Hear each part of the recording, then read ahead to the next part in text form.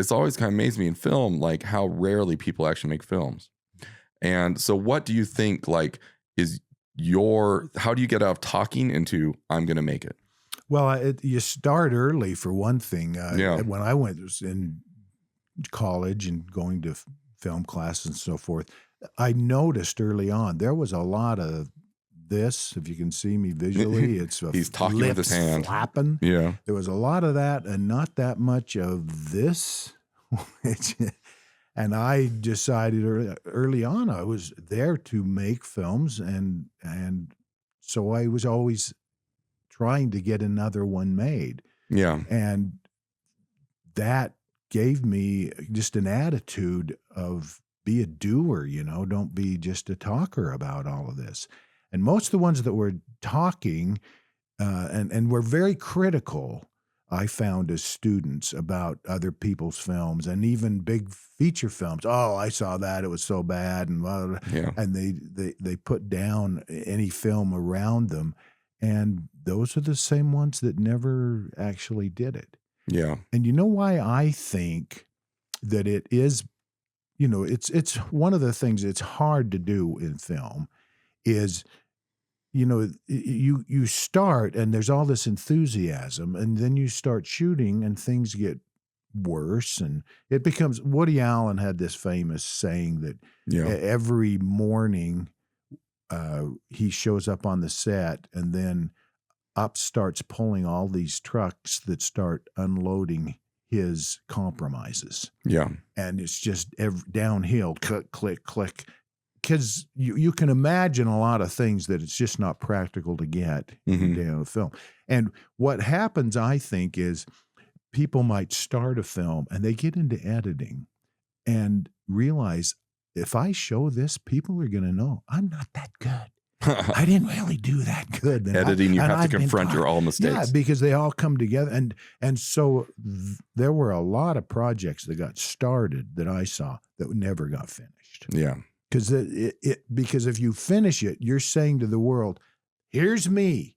I'm naked. Yeah. This is the best I could do. And I know it's not very good. So sorry. Well, it's not what they saw in their head anyway. No. And so it's difficult to have the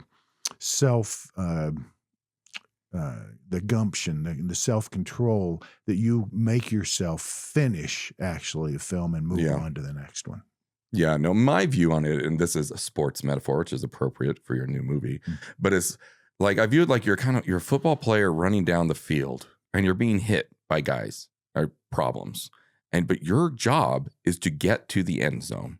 And this applies to any project I'm working on, is that you're going to take your hits. But the important thing is that you keep moving, because if you don't finish, everything was a waste. Like that's like stopping moving, especially you go through all the trouble of shooting a movie, you budget it. And if you don't finish it, you just wasted all that time and money. So.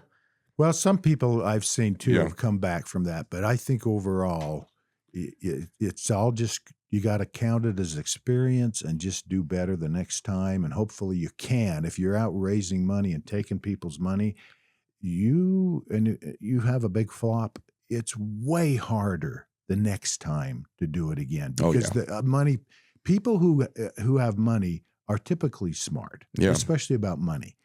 And they'll say, well, what did you do? What have you done to get to this point? Well, I made this one film. Well, how did it do? It flopped. It made no money. Well, what do you think they're going to go? Yeah, here's the guy I want to work with. They're smart, and it's very difficult to talk financiers into helping you make a film. Oh, yeah. Well, because they know how risky it is, quite frankly. It's bad investment. Yeah, yeah. They're like, well, I can make this on a mutual fund and it won't necessarily disappear. Well, and the truth is, it's not just even independent films. I read a thing the other day that the major studios, they only make money on 20% of their movies. Oh, yeah. But that's big money. When the money they make on those 20%, it can cover all those losses. When you're an independent, and this is kind of your deal, is one film to the next, that it doesn't work as well. It's hard. All your eggs are in one basket. You don't. Yeah, no. Yeah, you see that. So yeah, I think finishing the project, I guess I'm thinking mainly short films, like feature films. Yeah, post is a bear. No, everybody underestimates how much post work is. Mm-hmm. Like, I mean, my view on movies, and you can tell me your opinion because you've done a lot of movies, is it's like everybody thinks like kind of the myth of filmmaking is that it's like 10% pre-production, 80% shoot, and then 10% post.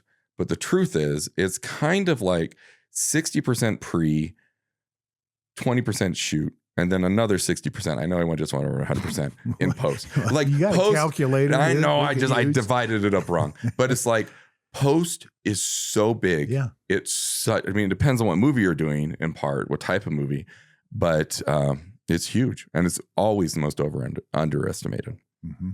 And it is an area that will make or break. Yeah. And if you don't put the time into it and have skilled people helping you in that area. Let me plug my son, Tanner, who's been my editor he's been out of school and professional for about 20 years.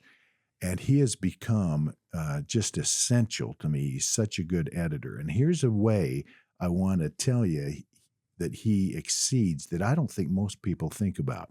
He is very good at crafting a performance where he can take all this film and find, even with an actor that has not really done that well in front of the camera, and find the little pieces and the things to cut away to bridge the gaps and all to create, hey, that guy was pretty good in your film, where the truth is what I brought to him was not.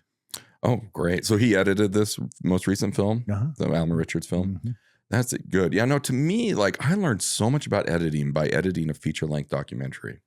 Because like you don't have as much control over the footage and you still have to craft a story out of it. In a way, you're writing and composing while you're editing.